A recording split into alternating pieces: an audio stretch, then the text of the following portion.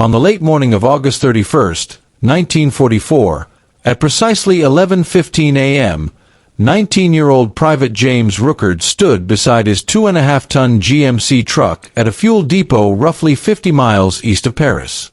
He watched, bewildered, as Lieutenant General George S. Patton's unstoppable Third Army rolled to a complete, unbelievable halt.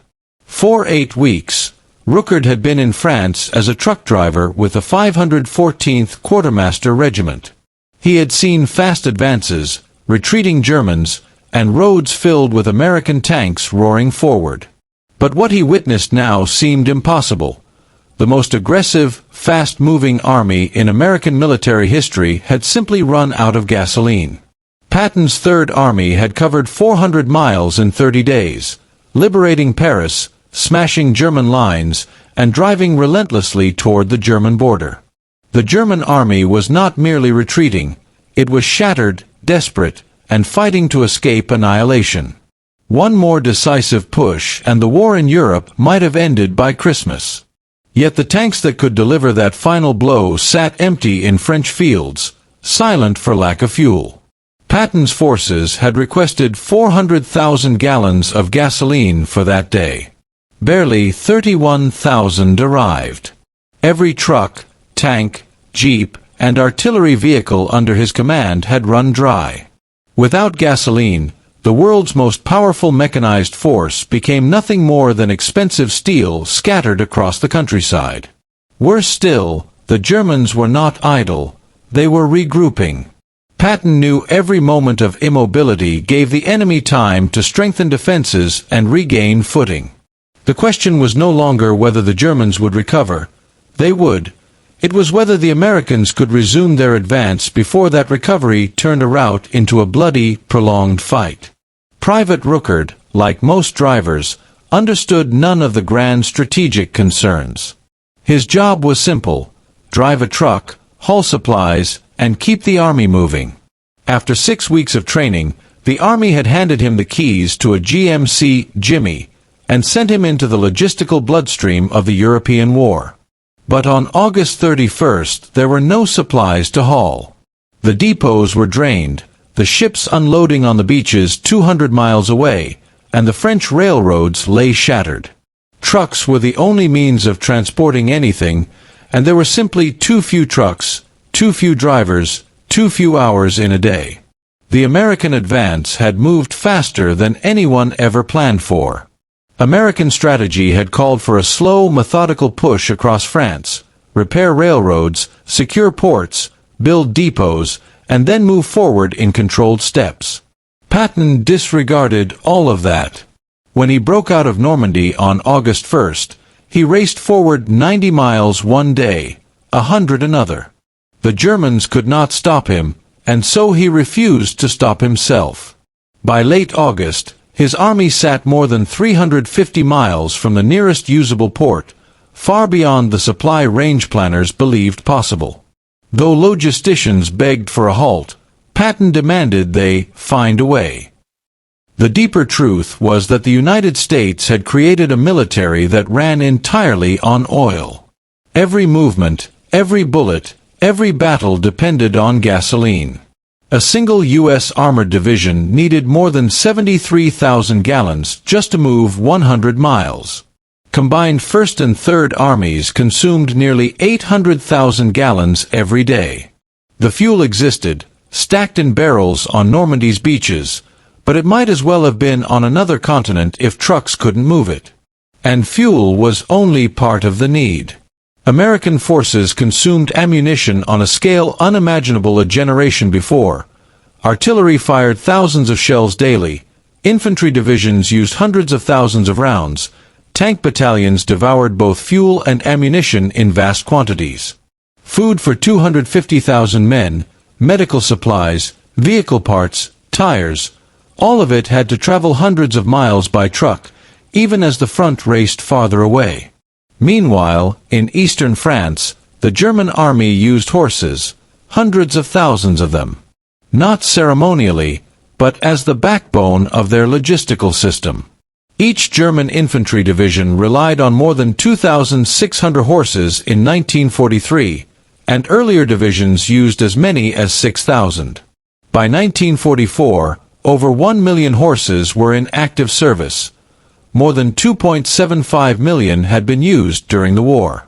This reliance wasn't a choice, it was desperation. Germany lacked oil, trucks, and industrial capacity. Their logistics ran at a speed dictated by animals. A truck could travel 300 miles in a day. A horse could pull a wagon maybe 25 miles before collapsing from exhaustion. A horse consumed 12 pounds of grain daily, working or not. The German system collapsed beyond 25 miles from a railhead because horses hauling their own fodder left no capacity for actual military supply. American trucks had no such limitation. They didn't need food, rest, or water. They needed only fuel and drivers.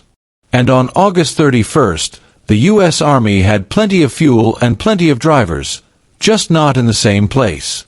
That morning, Rooker had driven his empty truck more than 200 miles back toward Normandy. The round trip took 54 hours if everything went perfectly. For 2 weeks he had completed that route every 3 days, surviving on 4 hours of sleep. Drivers were exhausted, trucks were breaking faster than mechanics could repair them, and French roads were disintegrating under relentless traffic. But they kept driving, because if they didn't, the Third Army stopped. By mid-August, logisticians knew disaster was looming. Distance alone was strangling the system. Trucks that could make 3 trips in early August could barely make 1 by late August. Supply officers mapped red pins for depots and blue pins for the front line, watching the distance stretch like a wound. Calculations showed the advance would stall by September, perhaps catastrophically. On August 21st, an extraordinary order was given to Colonel Loren Ayres, known for his intensity and refusal to accept impossible as an answer. Ayres and Major Gordon Grail were given 36 hours to solve the crisis threatening both First and Third Armies. They worked non-stop, fueled by coffee and urgency, studying maps, counting tonnage, and attempting to solve the logistics puzzle. How to move 20,000 tons of supplies per day across 200 miles when their truck fleet was already maxed out. Their solution was audacious, simple, and unprecedented. Create dedicated truck routes, one way east, one way west. Ban all civilian and non-essential military traffic.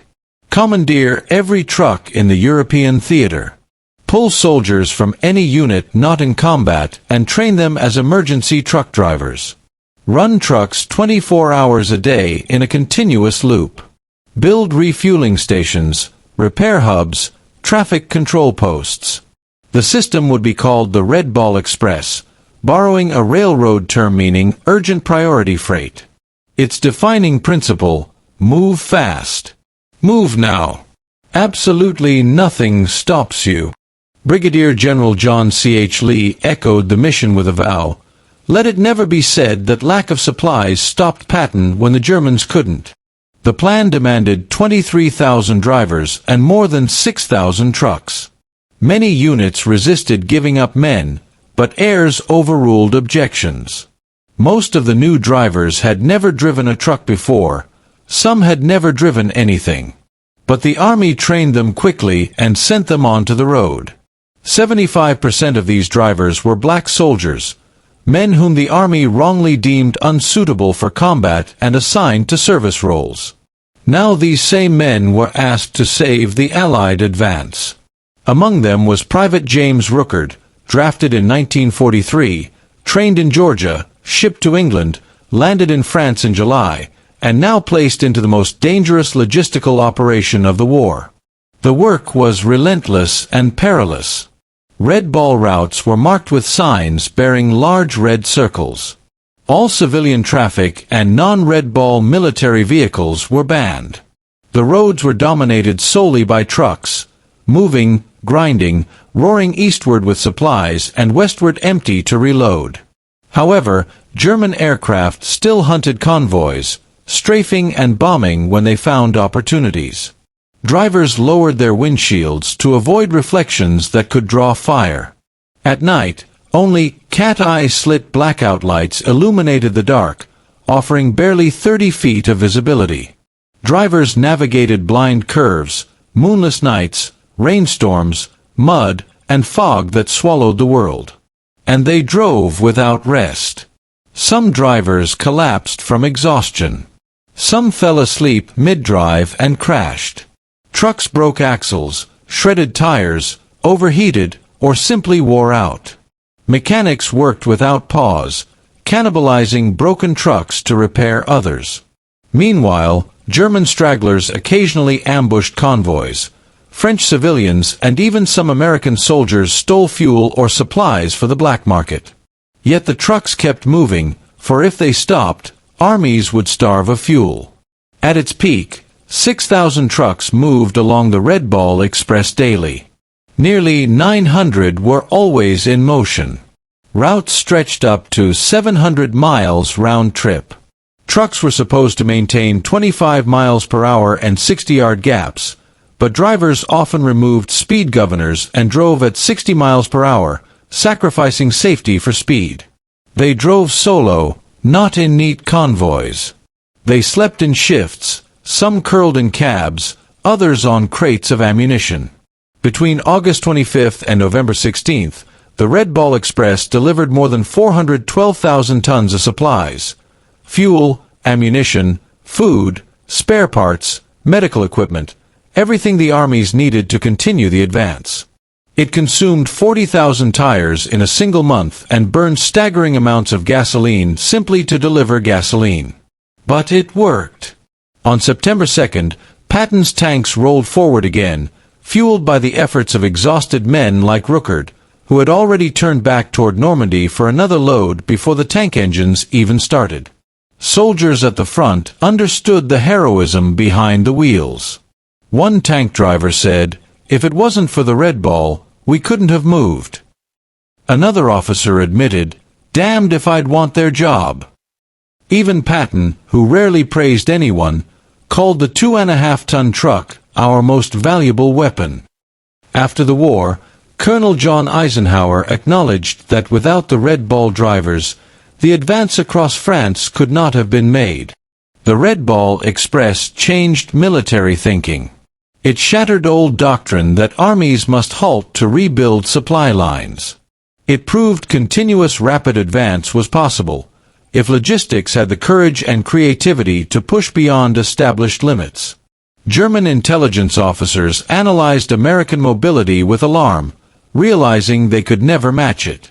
Stuck with horse-drawn logistics, Germany had no way to sustain comparable speed.